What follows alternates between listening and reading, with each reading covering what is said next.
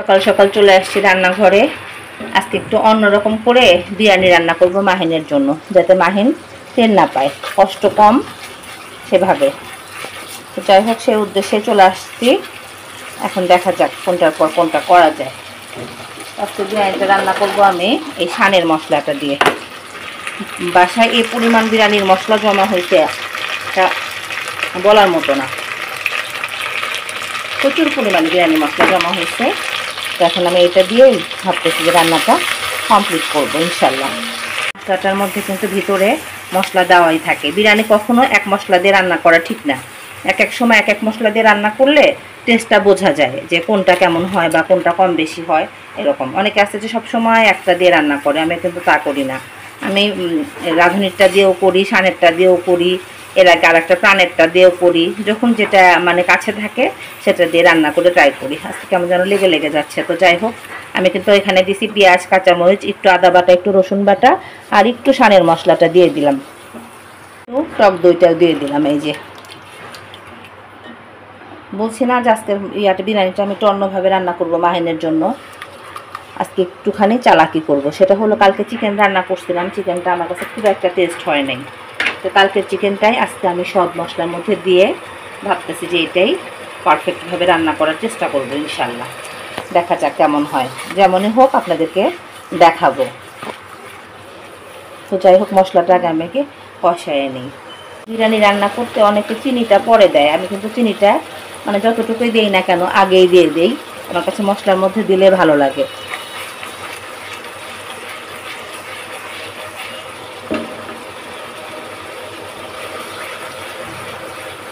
দেখা যাক, এখন আমি এর মধ্যে গোশগুলো ছেড়ে দিব।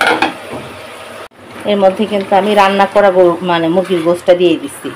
পুরাটাই রান্না করা ছিল। আমি বললাম না কালকে চিকেনটা কেন যেন টেস্ট কম হয়েছে আমার কাছে মনে হলো। তো ভাবলাম যে না, আজকে কালকে রান্না করা যে চিকেনটা আছে সেটা আমি এর মধ্যে দিয়ে দিলাম। দিয়ে যত সব ড্রাই মশলা আছে, যেমন গরম মশলা, সাদা এলাচ, তেজপাতা, এগুলো সব একটা একটা করে দিয়ে দিব। খালা, আমার পোলার চালের প্যাকেট একটু খুলে দাও তো মনে। ওই যে পোলার চালের প্যাকেটটা দেখো টেবিলের উপর, খুলে আমাকে একটু জাস্ট 1.5 পট বা 2 পট নিয়ে ধুয়ে দাও। এটা দিয়ে দিলাম। এখন দিয়ে একটু তেজপাতা, মাইপে দিও খালা। ওই যে শুকনো ঝাঁকাটা আছে না, ওর মধ্যে নাও। 1.5 পট নাও, 1.5 পটের বেশি আসবে না। তো যাই হোক, তেজপাতা দিলাম একটা, দেখো খালা। হ্যাঁ, যার বাসায় মনে করবেন সবসময় যে চিকেন মজা হয় তা না, চিকেন শুধু রান্নার জন্য যে হেরফের হয় তা না। অনেক সময় দেখা যায় যে চিকেনের টেস্ট এরকম থাকে, এক একটা চিকেন এক এক রকম হয়। তো যাই হোক, যাদের এরকম হবে তারা কিন্তু এভাবে বিরিয়ানিটা রান্না করে ফেলবেন, খারাপ লাগবে না ইনশাল্লাহ, ভালোই লাগবে। ও মাই গড, হ্যাঁ খালা 1.5 পট নিলে হবে। চাউলের ইয়াটা এই যে ছেড়ে দিলাম। আজকে বেশি ভাজাভাজি করবো না, যেহেতু আমার মাহিনের জন্য যেই চিকেনটাই হলো ম্যান্ডেটরি মাহিনের, অন্য কিছু না। এই যে এভাবে ছেড়ে দিয়ে জাস্ট একটু পরে ভাজাভাজি করে গরম পানি দিয়ে দিব। তাহলে দেখা যাবে যে আমার চিকেনটাও শেষ হয়ে যাবে, এদিকে বিরিয়ানিটাও মজা করে খাবে। অনেকে আছে যে আবার উঠায়, আবার ঢালে, আবার রাখে, এত ঢালাঢালির দরকার নেই, এভাবে করলেই হয়ে যাবে। এই যে জাস্ট একটু পরে পানি দিয়ে দিলেই ডান। চালটা জাস্ট ছেড়ে আসতে হবে, ভালোই লাগবে, খারাপ লাগবে না। তারপর আসলাম শুটকি মাছ রান্না করতে। শুটকি মাছের গাছ আমরা আগে সবসময় মলা শুটকি এভাবে ভেজে নিই। ভেজে নিলে হয় কি, আর সবসময় শুটকি মাছ রান্না করতে মাথা ফেলে দিবেন। যেই দেখতেছেন ভিডিওটা, কোনো শুটকি মাছে মাথা রাখা ঠিক না। মাথা রাখলে সেটা কিসকিস করবে, খেতে ভালো লাগবে না, বাজে লাগবে একদম। এখন দিয়ে দিব হলো পেঁয়াজ কুচি, হচ্ছে খালা রসুন, তারপরে দিব হলো রসুন কুচি। মাছে সবসময় রসুন কুচিটা একটু বেশি দিতে হয়, আর কাঁচামরিচের ঝাল বেশি। গুঁড়ামরিচ যারা খেতে অভ্যস্ত তারা দিবে, আর যারা খেতে অতটা অভ্যস্ত না তারা দিবে না। আমি জাস্ট অল্প একটু দিব, জাস্ট কালারের জন্য, খুব অল্প, না দিলেই না, যতটুকু ততটুকু। এই যে আম্মা হলে আর একটু বেশি দিত, আমি একটু বেশি দিব না। এই যে মাছটা একটু কষানো হয়ে গেলে তারপরে না হয় সবজিটা ছেড়ে দেবো ইনশাল্লাহ। এই যে তরকারি দিয়ে জাস্ট একটু উল্টাপাল্টা করে দিলাম, আর একটু পরে নাড়াচাড়া করবো। আর এই পাশে বিরিয়ানিটার তোমার চোখ ব্যথা করতেছে এই অবস্থা। আমার শুটকি মাছ রান্না হয়ে গেছে, আর এই পাশে আমার বিরিয়ানিটাও হয়ে গেছে।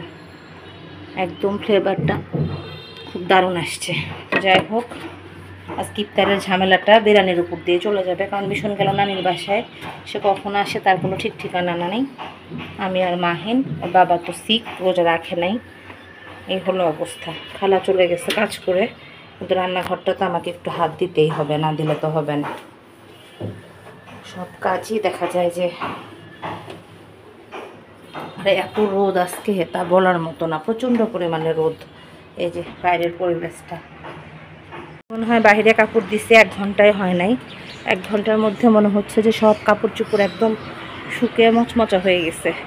বাইরে যারা দিনমজুর কাজ করে তাদের রোজা রাখতে খুব মনে হয় কষ্ট হচ্ছে, খুব কষ্ট হচ্ছে। আল্লাহ তুমি সবাইকে আর 2-3টা রোজা রাখার, 2টা রোজা না, তৌফিক দাও। এই প্রচণ্ড পরিমাণে রোদ, এই যে কষ্ট তা বলার মতো না। গাছগুলো মনে হয় যে একদম পিপাসা লেগে গেছে। ড্রয়িং রুমটা একদম পর্দা দিয়ে, গ্লাস দিয়ে একদম আটকায় রাখছি, কারণ উপরে টাইলসের কাজ করতেছে। এই আমাদের, আমি তো 8 তলায়, 9 তলার মানে ফ্ল্যাটটা এতদিন খালি ছিল। এই গতকাল না পরশু থেকে কাজ করতেছে, এত ধুলা আসতেছে। টাইলস কাটলে তো এমনি প্রচণ্ড পরিমাণে ধুলা, তারপরে আবার এখন তো এমনিতেই বাতাস বেশি, এই কারণে সব একদম পর্দা টর্দা টেনে ইয়া করে রাখছে। ড্রয়িং রুমটা সকাল সকালে গুছিয়ে ফেলছি। আজকে আর ঘরে এলোমেলো হওয়ার সম্ভাবনা নাই, যেহেতু মিশন গেল নানির বাসায়, এই কারণে। তো এটা লাগানোই থাকুক আপাতত।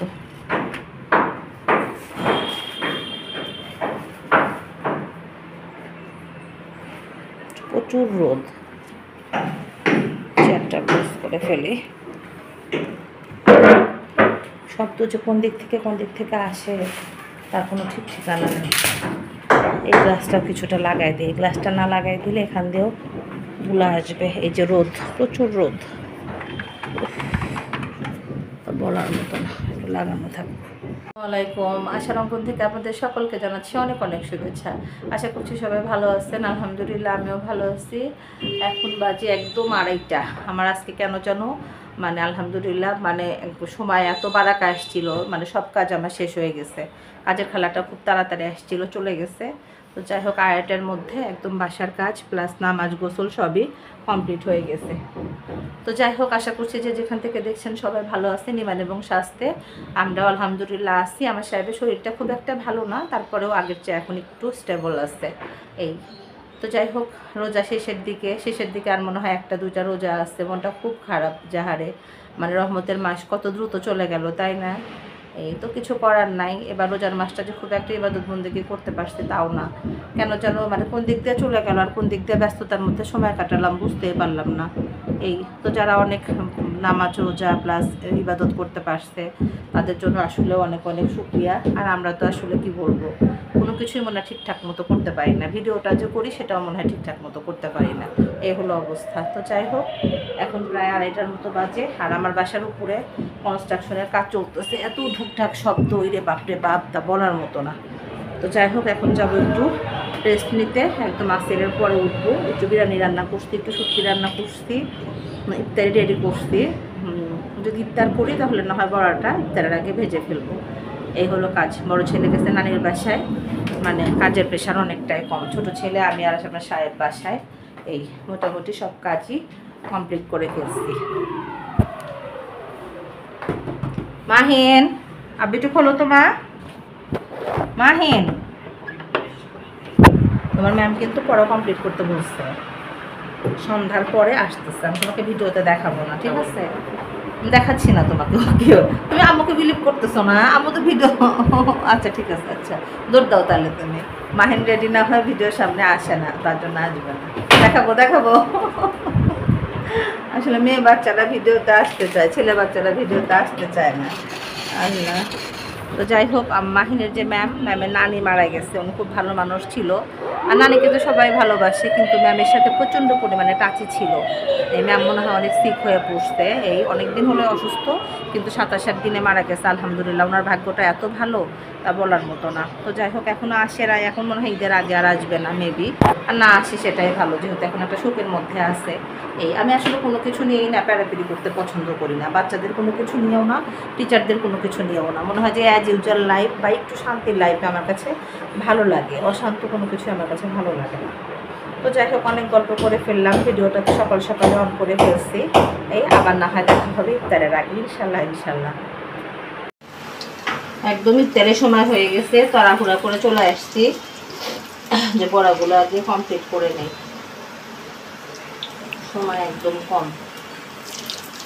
মিশন ভাইয়া কই?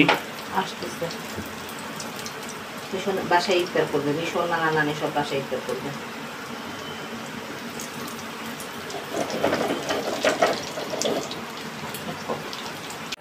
ইফতারের আগে আগে মনটা খুব খারাপ হয়ে গেল। এই 10 মিনিট আগে আমার নানি শাশুড়ি মারা গেছে। যারা ভিডিওটা দেখেন, যারা আমার পেজে আছেন, সবাইকে অনুরোধ করবো আমার নানির জন্য দোয়া করবেন, আমার নানি শাশুড়ির জন্য দোয়া করবেন। উনি খুব ভালো মানুষ ছিল, এটা বলার অপেক্ষা রাখে না। এত ভালো দিন, এত ভালো মাসে আল্লাহ তাকে নিয়ে গেল। আল্লাহ যেন তাকে ব্যস্ত নসিব করে, তার জীবনের সমস্ত গুণা যেন মাফ করে দেয়। আপনারা সবাই তার জন্য দোয়া করবেন। আসলে আজকে ইফতার রেডি করতেছি, কিন্তু মনটা একদম মানে রান্নাঘরে বা বাসায় নাই। মনে হচ্ছিল যে মানে যেতে পারলে ভালো হতো, কিন্তু আসলে আমি তো হঠাৎ করে কোথাও যেতে পারি না। তারপরে ঈদের সময়, এখন তো রাস্তায় প্রচণ্ড পরিমাণে জ্যাম। যারা সিরাজগঞ্জের মানুষ, মানে সিরাজগঞ্জ সম্বন্ধে যারা জানেন, যমুনা সেতুর এই পাশে দেখা যায় 5-6 ঘন্টাও জ্যামে আটকে পড়ে থাকতে হয়। আর আমি প্রিপারেশন ছাড়া কোথাও বের হতে পারি না। আমি নিজেও যে খুব সুস্থ তা না, এই তবে খুব বারবার মনে পড়তেছে আমাদের বাসায়, মানে আমার বাসায় তো আসছেই, আমার সিরাজগঞ্জের বাসায় মানে আমার আব্বার বাসায় উনি 2-1 বার আসছিল, এসে ঘুরে গেছিল। এই আমার বিয়ের পরে 2-3 বার আসছিল আমাদের বাসায়। আমার আম্মা ওনাকে খুব ভালোবাসতেন। তো যাই হোক, মানে বারবার এটাই মনে হচ্ছে যে আর যে দেখা হবে না। প্রতিবারই যাইতাম, যে দেখতাম যে বারান্দায় বসে আছে বা ঘরে বসে আছে, এই মানে বলতো, আশা করে বলতো, আশা আয় ঘরের ভিতরে আয়, এরকম করে কথা বলতো। ও তো যাই হোক, প্রতিবারই মানে যেই মানে যাওয়ার পরই একটা তাগিদ থাকে যে নানিকে দেখতে যেতে হবে, সেটা যত কম সময়ের জন্যই হোক। আমার শ্বশুর বাড়ি থেকে আমার নানি শাশুড়ির বাড়ি একদম দেখা যায় 5 মিনিটের দূরত্ব বলা চলে। এই তো সেই তাগিদটা হয়তো আর থাকবে না। এইভাবে কাছের মানুষগুলোকে কখন চলে যাবে, আর কখন ডাক আসবে কেউ বলতে পারে না। খুব খারাপ লাগতেছে, ভালো লাগতেছে না। ওনার অনেকগুলো ছেলে মেয়ে, মেয়ে মনে হয় 5টা, আমি যদি ভুল না করি 5টা মনে হয় মেয়ে, ছেলে 2জন। এই তো যাই হোক, সবাই মানে কাউকে নিয়ে তার কোনো চিন্তা ছিল না। সবাই যে যেখানে আছে আলহামদুলিল্লাহ ভালোই আছে। এই শৌখিন মানুষ ছিল। আমার ছোটো মামা শ্বশুর খুব ভালোবাসতো, দেখভাল করতো। আমার বড় মামা শ্বশুর তো অনেক মাটির মানুষ, বড় মামা শ্বশুরের মতো মানুষ হয় না। উনিও মার কাছাকাছি থাকতো, দেখতো। এই তবে এটাই কথা যে শেষ জীবনে কোনো কষ্ট রেখে যায় নাই। শেষ জীবনে যে অনেক সময় এরকম হয় যে বাচ্চা কাচ্চা দেখে না, কাছে থাকে না, তার এরকম হয় নাই। আমার যে ছোটো মামা শ্বশুর আছে, উনি সব কিছু দিয়ে ফিনান্সিয়ালভাবে দেখতো। আর চোখের দেখভাল যেটা, কাছে থাকা যেটা, সেটা আমার বড় মামা শ্বশুর ছিল। এই এদিক থেকে যে কোনো আক্ষেপ থাকা, কারো কোনো কষ্ট থাকা তা না। তারপরে রমজান মাসে চলে গেছে, উনি অনেক ভাগ্যবান মানুষ, এটা তো বলার অপেক্ষায় রাখে না। তো যাই হোক, কথা বলতে পারতেছি না, খুব খারাপ লাগতেছে। মনে হচ্ছে যে দূরে যেতে পারতাম, এই কোথাও যেতে পারি না। আমার দাদিও অসুস্থ, আল্লাহ জানে যে তার দুঃসংবাদ শুনলে তখন যেতে পারবো কিনা সেটাও বলতে পারি না। এই তো যাই হোক, এই রোজা আছি, আব্বা আম্মা আসতেছে, আমার বড় বাচ্চাটা মার বাসায়, ইফতার তো রেডি করতেই হবে। এই মানে দুনিয়া মানে সব কিছু চলে গেলেও দেখা যায় যে দুনিয়ার নিয়মে চলাতে হয়, এছাড়া কিছু করার থাকে না। সব শেষে নানির জন্য সবাই দোয়া করবেন। দোয়া চেয়ে আজকের ভিডিওটা এ পর্যন্তই রাখছি। সবাই ভালো থাকবেন, সুস্থ থাকবেন, আশার অঙ্গনের সঙ্গে থাকবেন। আমার চ্যানেলটি সাবস্ক্রাইব করবেন, সেই সাথে গঠনমূলক সমালোচনা করবেন। ভুল ত্রুটি সব কিছু সুন্দর দৃষ্টিতে দেখবেন। তবে আজ এই পর্যন্তই। আল্লাহ হাফেজ।